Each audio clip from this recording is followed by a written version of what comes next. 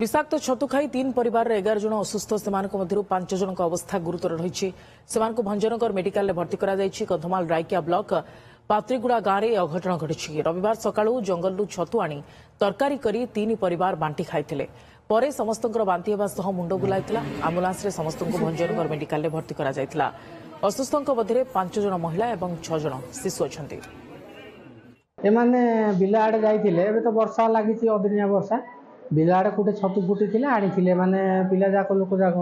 जानी नथिले आनिकी सेटा रोषेई कले रोषेई करके माने खाइले खाइला परे खाई सारिबार 2-3 घंटा गला परे माने बांती स्टार्ट है बांती जो स्टार्ट है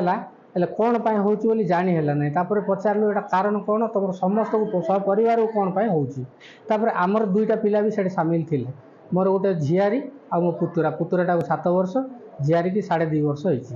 हेले एमानु गले बांती हैला तापर मो बापा को पचारले आसिक मु नथिली सोडा जाइतिली आसिक पचारले कौन पाई बांती करछन बापा कहला नाइ रे गरम पाई होइतिबो होत जीर्ण होनतो बांती करथबे कहला परे तापर आमे सुनिया पाइल जे ताकर सब परिवार बांती करछन कौन पाई बांती करछन पचारला बेलू नाइ आमे छतु तरकारी रोषेई करथिलु आ सेटा खाइला परे इनते होची आमे भी जानिबा को पाइलु आम पिला कहले जो इनते होची आम पिला माने जाइथिले तांको घरे आ तांको सहित मिसी खाइथिले खाइया पई आम पिला कहले होची कहिके आमे यथाशीघ्र आम्बुलांस फोन करके डाकिकी 2टा आम्बुलांस रे 5 जन ना 10 जन को धरिके आइलु